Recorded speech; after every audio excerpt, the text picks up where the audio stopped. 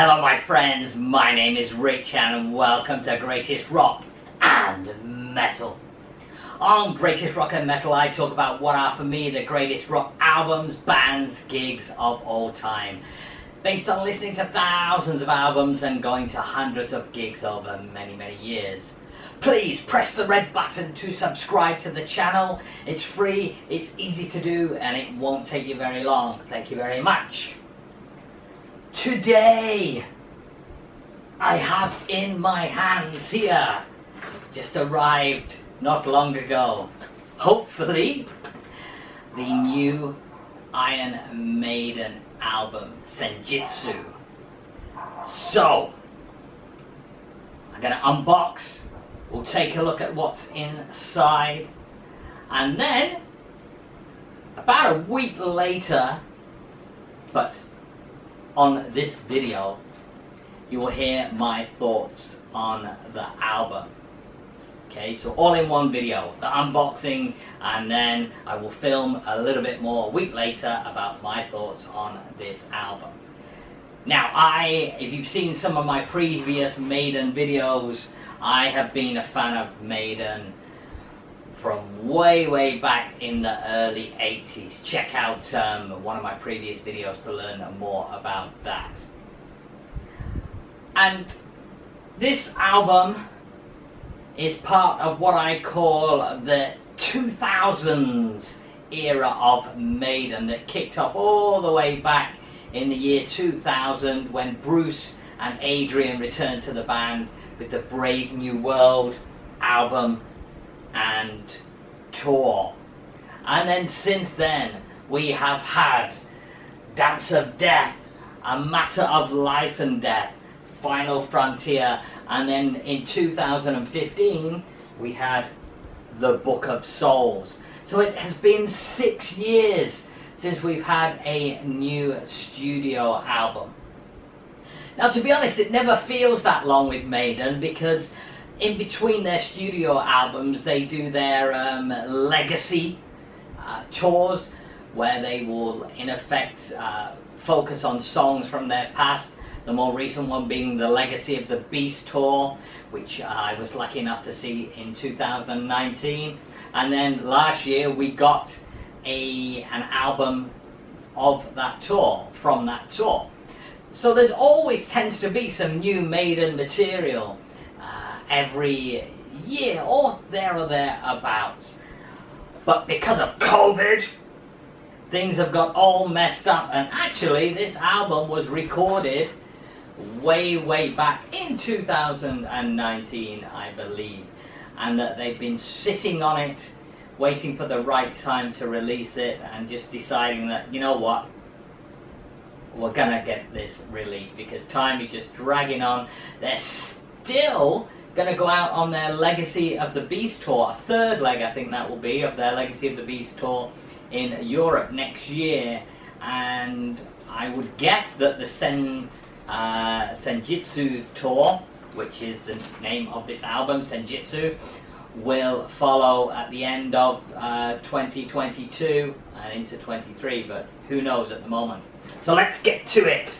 I've waited a long time for this moment. Once I heard, like many Maiden fans around the world, we started to read the stories online on social media that someone had guessed that there's lots of teasers out there for new Maiden material. I'm not sure that was someone that guessed. I reckon that was planted again by the PR company, and no one did actually guess, and so they pretended someone guessed and leaked that out in that way. And then we got the Writing on the Wall video, the first track single to be released, and now just a few weeks later after that video was released we have the new album in our hands. So let's take a look. Now I may do a little bit of editing on this unboxing because sometimes it can take a little bit of time. This I bought directly from the Iron Maiden fan club website, and my purchase consists of the special edition box CD and the vinyl version as well. So let's just get rid of that packaging over there. First thing to say, and of course we've already seen this all over over the internet, the artwork. The artwork is absolutely stunning for this album. And what is even better is that they created what they call a double front cover. So normally on the back cover of an album you would have the track listing, not this time. This time, because the artwork is so good, they decided, you know what, let's do 2 front covers. And it looks absolutely fantastic. Why do I get a CD version and a vinyl version? Well, I just have a little bit of my Maiden collection out here today, just focusing on the year 2000. And I only recently got back into vinyl again. Of course, when I was younger, I was buying vinyl all the time. And like many people, stupidly got rid of some of my vinyl, or all of my vinyl actually. And I started to collect again a few years ago. But also, with my favourite bands, and Maiden is one of my top 3 favourite bands, I always like to have both the vinyl and the CD versions, because the CD is what I've been collecting, and so I had to get the CD version as well. So that's why I have the 2 versions. Now, I like to also keep any shrink wrap with any hype stickers. So I'm now just going to carefully take off the shrink wrap of this, and we'll have a look inside. And I won't bore you with watching me take off the shrink wraps. Okay, so there we have it. They are de-shrink wrapped. There's the CD version. Over there. And then we have the vinyl version. So, let's have a look at the vinyl version first of all. Feels beautiful. The quality of the printing, you know, everything that Maiden does is quality right from the beginning. This band has been about quality product, both in terms of the sound, the presentation, the gigs, everything about them has always been quality, and this feels beautiful. You open it up, so this is 1, 2, 3 album on vinyl, and look at that. Absolutely unbelievable artwork. Now the main artist for this is a guy by the name of Mark Wilkinson, who came to fame doing artwork for Marillion. Here is some of his Marillion artwork there, Script for a Jester's Tear album. And brilliant art. Now the original artist who used to do all the early days artworks, a guy by the name of Derek Riggs. I don't know what happened, why he didn't continue, but Wilkinson certainly does some fantastic work. I really love the Book of Souls artwork as well that he did. Let's have a look at that again. Wow, that is just unbelievable. Senjutsu, of course, is the Japanese art of war, although there's apparently some different interpretations of what it might be, but as far as Steve Harris is concerned, it's about the art of war, and we see the amazing Samurai Eddie there. Wow, look at that. Now I have the, hopefully have anyway, the red and black marbled version. So this is one of some more amazing artwork there. Brilliant. on the inner sleeves. So we've got some another Eddie and the lyrics, and then yes indeedy, wow, look at that, the red and black marble, and you got the tracks on one side of the label, and then a custom Eddie label on the middle there. Beautiful. There is a silvery black marble version, I think, that Amazon is selling, but I went for the red and black because I think it fits more in terms of what I'd seen as the overall artwork. Wow, fantastic, fantastic. So that's one of the vinyl LPs. Let's check out the second one in the middle here. Again, we have yet another version of Samurai Eddie, and the lyrics for these, and of course another beautifully presented red and black marble. The red and the black. Great song from the Book of Souls, Red and the Black. Woohoo! This is great to be looking at this. Absolutely fantastic. This has got to be one of the best presented albums I've ever seen in terms of artwork. And yet another... Well, I don't know what a samurai... if the samurai is a sword, then this must be Archer Eddie. And more lyrics. And then, of course, yet another... Oh, this has got a different custom label on this one. But I didn't look at the second one, whether that was a different Eddie to the first one.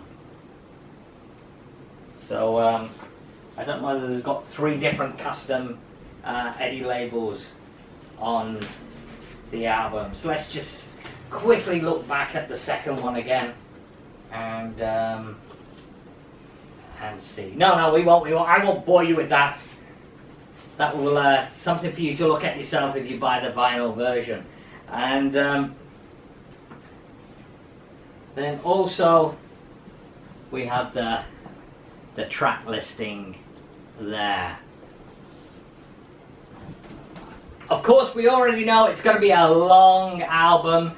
The information given beforehand that this is about an 82-minute long album, so it doesn't quite stretch onto fit onto a single CD, which is an interesting decision because also I believe that some of these songs are very, very long, so maybe they could have trimmed a few minutes off to fit it onto a single CD, but no.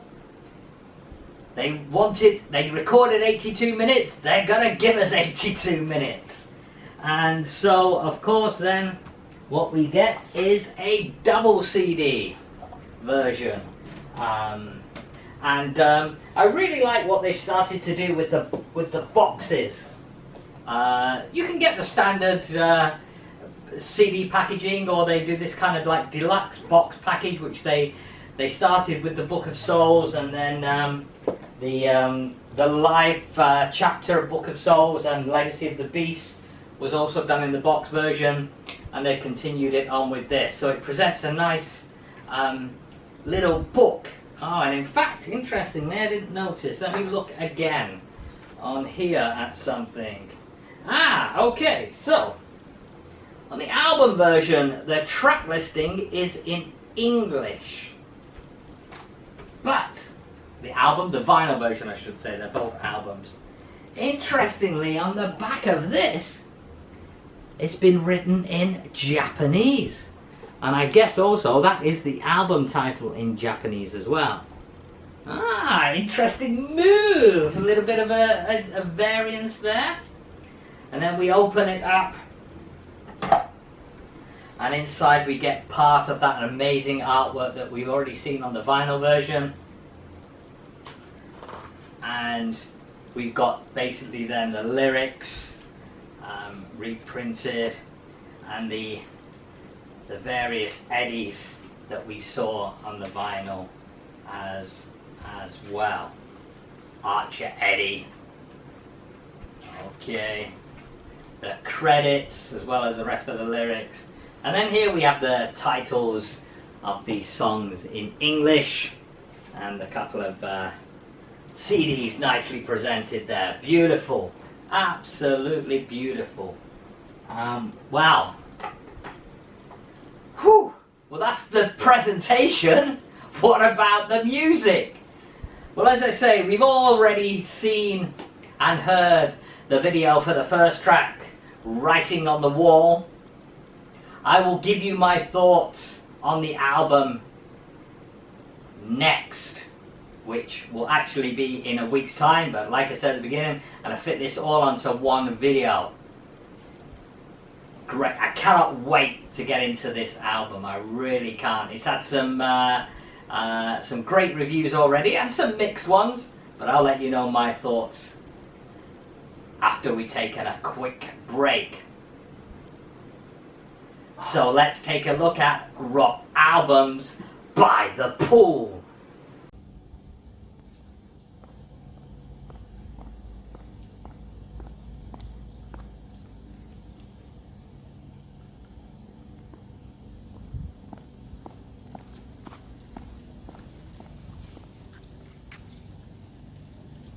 So my thoughts on Senjutsu, having lived with it for a week now.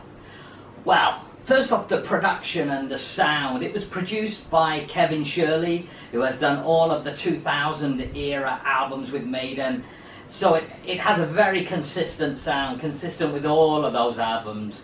You could play it and you wouldn't know which year it was from. So all the way back, Brave New World, 21 years ago, right up to Senjutsu today, it still sounds the same kind of Maiden sound. All the instruments very, very clear, and Bruce, his voice more like you would find in the live version of seeing Maiden live than you would do way back in the early days, where there was a lot more production on the vocals. And that's fine, we know what to expect from the Kevin Shirley mix. Just to address, some people online criticize the initial Writing on the Wall release. And that's because most people were hearing it from a streaming service, obviously, and they said that Bruce's vocals are too low in the mix. Not true. You actually have the physical copies. The mix is fine. Like I say, consistent with all of their previous releases with Kevin Shirley. Whether or not you like Kevin Shirley's production, as opposed to Martin Birch, very, very different. Martin Birch did a lot of their earlier days albums. Very, very different approaches. And for me, I have no problem with either. 10 songs on here. Only 2 songs are under 5 minutes long. So it's full of very, very long songs with a running time of, like I said, about 82 minutes. So that's a lot of long tracks on there. And that's one of the things that you've got to be prepared for with Maiden albums in the 2000 era. The songs just seem to be getting longer and longer. Obviously, Empire of the Clouds on Book of Souls was even more epic than anything they'd done before. And so you have to have a different mindset if you're going to approach Maiden in the 2000s than you would have done in the 80s. Another thing, it's a double album. So, in my mind, treat it as a double album. Now, one of the things that the CD era brought us is that we felt we have to listen to the whole CD sometime, and that can be quite challenging. One thing I love about getting back into vinyl is to not be afraid to just play one side of the vinyl or one LP of the vinyl. And I do treat this, or I have treated this album this week in very much that way. It's kind of like got 2 CDs, and I'll slip one CD in and just enjoy that one, and then another time I'll slip the other in, same with the vinyls. I've only listened to it a couple of times all the way through in one sitting, and I have to be honest, when I've done that, it hasn't felt like an 80 minutes long album. It does seem to have gone fast, but if you do struggle with some of the longer albums, then why not try it that way and actually treat it as double album and maybe do 2 sittings with it. I think you'll find you'll enjoy it a lot more that way. Also, one of the things which I find with, to be honest, I found this with all Maiden albums ever since Power Slave, they need repeated listenings. The hooks don't always grab you that instantly, and you need 4 or 5 listens to some of these songs, even more, before all of a sudden you realize the greatness of the tracks that are on here.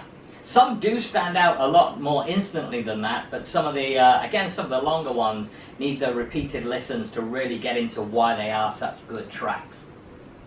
And another thing that I will say, the musicianship on this album is absolutely superb. The guitar solos, I don't think I've ever heard so many great guitar solos on a consistent basis across the Maiden songs as you get on Senjutsu. Nico's drumming as well, there seems to be a lot more variety in his drumming across the tracks. Bruce, of course, always delivers from the vocal side. And another interesting thing on the musicianship, now there's been keyboards for quite a while on Maiden albums, but I find the keyboards are a lot more prominent on some of the tracks here. Now Steve Harris plays the keys, he doesn't play them live, they have an offstage keyboard player live, but he seems to have really developed the keyboard sound, and we're not talking widdly keyboards, prog style like Yes or Dream Theater. We're talking keyboards that provide a kind of a background to the guitars and also some atmospherics as well, so those kind of keyboards. But they just seem a lot more prominent than some of the previous albums. So, what are my favourite 4 on here? Well, it's very much front-loaded, and the first 3 tracks basically starts off with the title track, Senjutsu. You get some Japanese-style military drumming from Nico to create the atmosphere at the beginning, and then we're into a brilliant riff and a story of the samurai preparing for a military battle that is ahead of them. Great track, this one. Some brilliant guitar solos. It's such a shame we don't actually know who's playing the guitar solos. Now, some of you guitar aficionados out there will absolutely know when it's Dave or Adrian or Yannick playing. For me, I can't distinguish them enough. So it would have been nice if the liner notes of Maiden albums had some indication as to who were playing the solos. But regardless, fantastic guitar solos on this song, as I said, as there are on all of the songs, to be honest. And the next song I would choose, the second track, Stratego, or Stratego, I'm not quite sure how you pronounce it. A more up-tempo track, an obvious single type track as well. Just a nudge under the 5-minute mark. A brilliant riff that underpins Bruce's vocals here, and he's got his fine operatic singing to full effect on this track.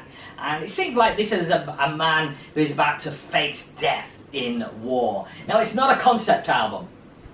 Even though there are some war-related songs, it isn't a concept album based around the Japanese theme. And that's been the same with many of the Maiden albums, to be honest. They've only really done what you could call one true concept album, which was a Seventh Son album.